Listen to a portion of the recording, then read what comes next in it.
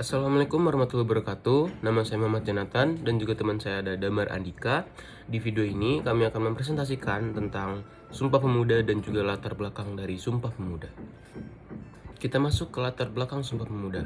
Latar belakang munculnya Sumpah Pemuda sebenarnya muncul dari gagasan penyelenggaraan Kongres Pemuda kedua yang berasal dari Perhimpunan Pelajar Indonesia atau yang biasa disingkat PPPI. Diketahui bahwa PPPI ini merupakan sebuah organisasi pemuda yang anggotanya merupakan para pelajar dari seluruh Indonesia. Atas inisiatif PPPI, Kongres dilaksanakan di 3 gedung yang berbeda dan dibagi dalam 3 kali rapat, sehingga menghasilkan Sumpah Pemuda yang kita kenal selama ini.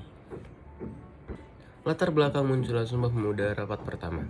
Rapat pertama dalam Kongres Pemuda ini dilakukan pada Sabtu, 27 Oktober 1928 di gedung Katochlieke, Jongenlingen, Bonn atau biasa disingkat KJB di lapangan Banteng. Dilansir dari laman Museum Sumpah Pemuda, acara dibuka dengan sambutan dari Sugondo. Dalam sambutannya, Sugondo berharap kongres ini dapat memperkuat semangat persatuan dalam sanubari para pemuda. Setelah itu, acara dilanjutkan dengan uraian dari Muhammad Yamin tentang arti dan hubungan persatuan dengan pemuda. Menurutnya ada 5 faktor yang bisa memperkuat persatuan Indonesia, yaitu sejarah, bahasa, hukum adat, pendidikan, dan juga kemauan. Latar belakang munculnya Sumpah Pemuda rapat kedua. Selanjutnya, di rapat kedua dilakukan pada keesokan harinya pada Minggu 28 Oktober 1928 di gedung OS Java Bioskop. Dalam rapat kedua ini, Kongres membahas mengenai pendidikan. Purnomo Wulan dan Sarmidi Mangun Sarkoro, keduanya berpendapat bahwa anak harus mendapat pendidikan kebangsaan. Sementara itu, harus ada keseimbangan antara pendidikan di sekolah dan juga di rumah. Latar belakang munculnya Sumpah Pemuda rapat ketiga. Nah, di rapat ketiga ini, Soeharto menjelaskan pentingnya nasionalisme dan demokrasi selain gerakan kepanduan, sedangkan Ramelan mengemukakan bahwa gerakan kepanduan tidak bisa dipisahkan dari pergerakan nasional. Gerakan kepanduan sejak dini mendidik anak-anak disiplin dan juga mandiri. Nah, itu merupakan hal yang dibutuhkan dalam perjuangan. Setelah itu, diperdengarkan lagu Indonesia oleh W.R. Supratman.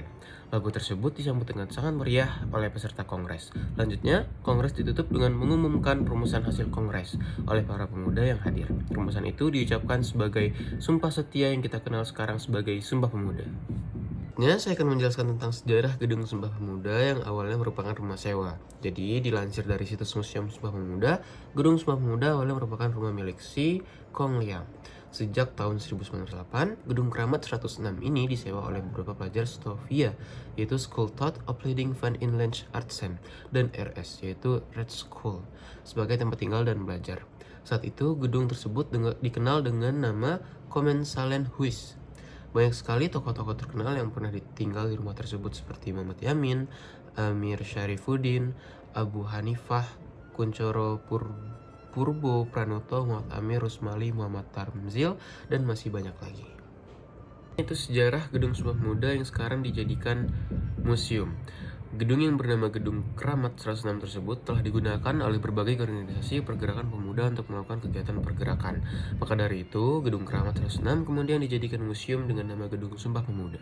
Gedung Keramat Raya 106 dijadikan museum karena memiliki sederet perjalanan sejarah dan menjadi saksi dari proses pembentukan semangat perjuangan bagi kemerdekaan Indonesia. Di tempat dilaksanakannya Kongres Pemuda kedua ini, Sumpah Pemuda didiskusikan, dirumuskan, dan juga kemudian diikrarkan. Lalu selanjutnya akan ada penjelasan tentang 3 organisasi Sumpah Pemuda oleh teman saya, itu Damar Andika. 1. Organisasi kepemudaan sebelum kemerdekaan. Organisasi pemuda di Indonesia dibentuk untuk mempersatukan anak bangsa Indonesia sehingga bisa memperkuat pertahanan dan ketahanan nasional. Anak muda Indonesia memiliki peran yang sangat penting dalam meraih kemerdekaan bangsa. Akan tetapi, ada hal yang lebih mengejutkan dari itu.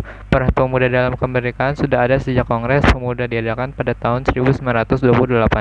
Pada abad ke-20, para pemuda Indonesia sering menggerakkan berbagai kampanye kemerdekaan. Beberapa di antaranya turut aktif mengikuti jejak-jejak partai besar yang kala itu berjaya. Berikut organisasi kepemudaan di Indonesia di masa sebelum kemerdekaan. 1. Budi Utomo. 2. Trikoro Darmo. 4. 3. Jong Sumatera Bon. 4. Perhimpunan Pelajar-Pelajar Indonesia. 5. Organisasi Perkumpulan Daerah. 2. Kongres Pemuda Pertama. Kongres Pemuda Pertama yang diketuai oleh Muhammad Tabrani memfokuskan pada pentingnya persatuan dan kesatuan para pemuda untuk mencapai Indonesia merdeka. Sejumlah tokoh turut hadir dan menjadi pembicara dalam kongres ini, seperti Sumarto, Muhammad Tamrani, Muhyamin, Bahtiar Johan, dan Pinontoan. Pada Kongres Pemuda pertama ini, para pemuda mulai sepakat untuk bersatu serta mengakui cita-cita Indonesia sebagai negara merdeka. Namun, badan untuk mewadahi semua organisasi daerah belum terbentuk karena adanya kesalahpahaman serta beda pendapat antar anggota Kongres. Hal tersebut membuat perwakilan pemuda Indonesia ini bertekad untuk segera mengadakan Kongres Pemuda yang kedua. 3. Kongres Pemuda kedua. Sumpah Pemuda yang kita ketahui sekarang merupakan hasil yang muncul dari pelaksanaan Kongres Pemuda kedua yang dihadiri oleh perwakilan organisasi pemuda pada waktu itu seperti Jong Java, Jong Ambon, Jong Celebes, Jong Batak, Jong Sumatranen Bon, Jong Islamieten Bon, Sekarukun PPPI, pemuda kaum Betawi, tak ketinggal pula perwakilan dari Papua yakni Aitai Karubaba dan Poreo Ohe. Kongres tersebut diadakan 2 hari dengan agenda pada rapat pertama diadakan di Gedung Katolik Jongelingen Bonn atau KJB, dan Waterloo Pen adalah memperkuat persatuan pemuda Indonesia yang disampaikan oleh Sugondo Djojo Puspito selaku Ketua PPI. Rapat itu juga dihadiri oleh salah satu sastrawan, Muhyamin, yang memaparkan pentingnya memupuk rasa persatuan pemuda. Menurutnya terdapat 5 faktor yang mempengaruhi rasa persatuan, yakni sejarah, bahasa, hukum adat, pendidikan, dan kemauan yang kuat.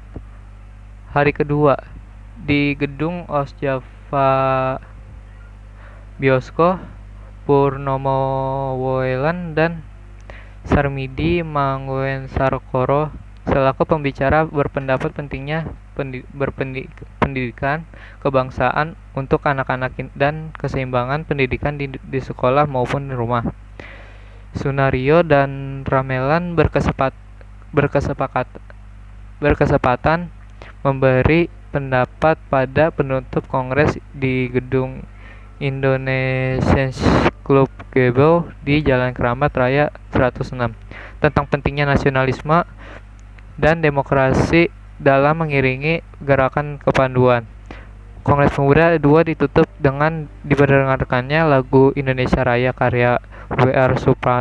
Supratman serta pembacaan secari kertas berisi ikrar pemuda atau yang lebih dikenal dengan Sumpah Pemuda. Sekian, terima kasih. Wassalamualaikum warahmatullahi wabarakatuh.